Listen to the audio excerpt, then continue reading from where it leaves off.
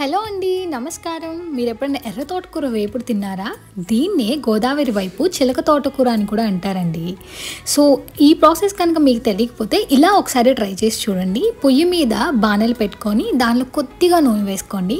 అలాగే దాంతోపాటు తాలింపు దినుసులు, ఎండుమిర్చి, కొత్తిమీర ఇవన్నీ వేసుకుని మగ్గిన తర్వాత ఉల్లిపాయలు వేసుకొని కొంతసేపు మగ్గనివ్వండి. ఉల్లిపాయల్లోనే కొద్దిగా పసుపు, కొద్దిగా ఉప్పు వేసుకొని మగ్గనించిన తర్వాత మీరు పక్కనే కోసుకొని పెట్టుకున్నటువంటి ఎర్ర తోటకూరని వేయండి. అబ్బా, చూడడానికి ఎంత బాగుందో కదండి. చూడడానికి ఇంత అందంగా ఉందంటే తినడానికి చాలా రుచికరంగా ఉంటుందండి. ఖచ్చితంగా ట్రై చేయండి. సో ఇలాగ మూత పెట్టి కొంతసేపు ఈ తోటకూరని మగ్గనించిన తర్వాత తోటకూర అంతా దగ్గరగా అయిపోతుందండి. ఆ దగ్గరగా అయిపోయినప్పుడు మీ రుచికి సరిపడా కొద్దిగా ఉప్పుని, కొద్దిగా కారాన్ని వేసుకొని బాగా వేయించుకోండి. ఇదే కూరని కనుక కొద్దిగా వేడివేడి అన్నంలో వేసుకొని కొంచెం నెయ్యి వేసుకొని కలిపి మీరు తింటూ మీకు ఇష్టమైన వాళ్ళకి తినిపిస్తే ఉంటుంది